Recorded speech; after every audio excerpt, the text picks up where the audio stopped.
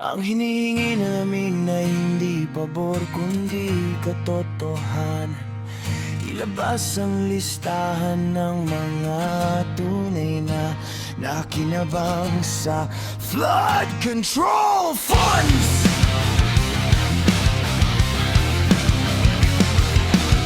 Justice should not be diverted in order to protect anyone, especially the brains and the masterminds of the corruption. Spokesperson, Minister Statement! Hindi di pwedeng I cannot remember ang sagot habang ang taumbayan ay lumulubog sa baha. The government owes the public a just and open investigation without anyone bending or twisting the law. Panagutin ang dapat panagutin kahit sino pa sila, gaano man kataas ang kanilang posisyon. Laban sa big fish at cover-up, will we allow the ombudsman and the prosecutors to lead the cover-up? Isn't this an insult to the Filipino people? Run Brodante Marcoleta! Huwag ninyong gawing pananggang inyong posisyon para itago ang inyong mga kasalanan sa bayan. Ang korupsyon ay hindi natatapos sa pagbibitiw sa pwesto. Ang kailangan ay pagkakulong ng mga big fish. We are not calling for chaos, we are pushing for peace. But peace cannot exist without justice. Itigil ang pagmamanipula sa mga pagdinig sa Senado at Kongreso para protektahan ang mga kaalyado ninyo tungkol sa flood control at pera ng bayan! 1 billion pesos a day for flood control. Nasaan ang mga proyekto? Nasaan ang resulta?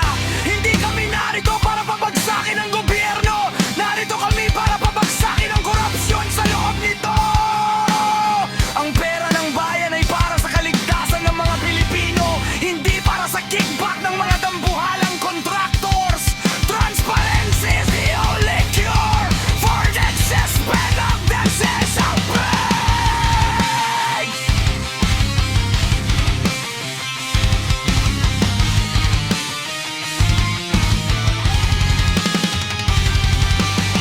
Bakit bilyon-bilyon ang budget pero sentimo-sentimo lang ang nararamdamang ginhawa ng mga nasalanta?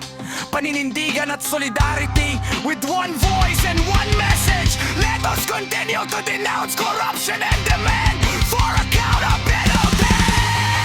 Pananahimik sa gitna ng katiwalian ay pagsang-ayon na rin sa mali. Kami ay nagkakaisa hindi dahil sa politika, kundi dahil sa pag-ibig sa bayan at sa katarungan. Hindi sapat ang salita, ang kailangan namin ay aksyon na makikita sa bawat kalsada at daluyan ng tubig. Ang Panginoon ay panig sa katotohanan. Darating ang araw na lahat ng itinatago ay mahayag. Bakit tayo laging nasa square one? Bilyon-bilyon ang budget, pero ang solusyon ay parang drawing lang. Hindi pwedeng new era ang slogan, pero old problems pa rin ang baha. Nasaan ang fight from 5-point threats na sinama ng Pangulo? The public is tired of hearing about master plans that never master the floods. Where did the 1 billion pesos per day for flood control go? Ang bahay hindi namimili, pero ang budget sa flood control ay tila namimili ng bulsa.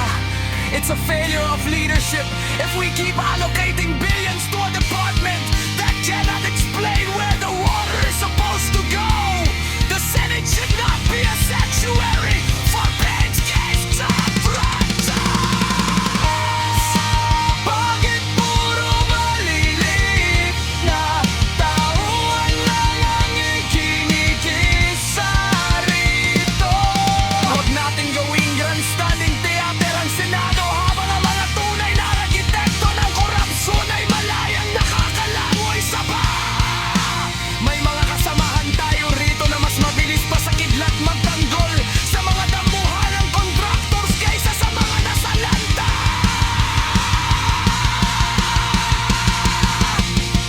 Ang hearing na ito ay parang sirang plaka paikot-ikot, pero iniiwasan ang pangalan ng mga tunay na nasa likod ng mga ghost projects. Bakit takot na takot kayong banggitin ang pangalan ng mga pamilyang kontrolado ang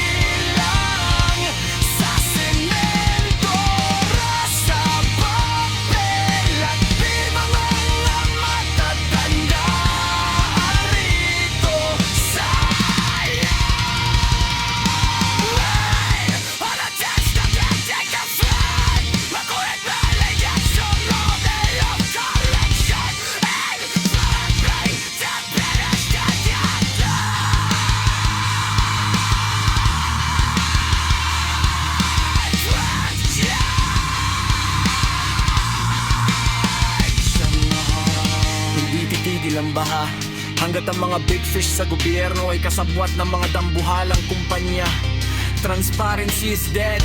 If the Senate continues to protect the golden boys of infrastructure, ang flood control budget ay naging election fund ang mga malalaking politiko. Yan ang katotohanang ayaw ninyong ilabas.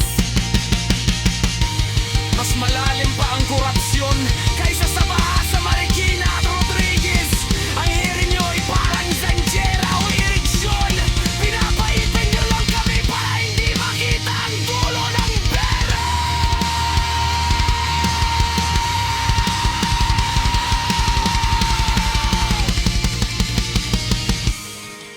You call it act of God, I call it act of greed by those sitting in high places.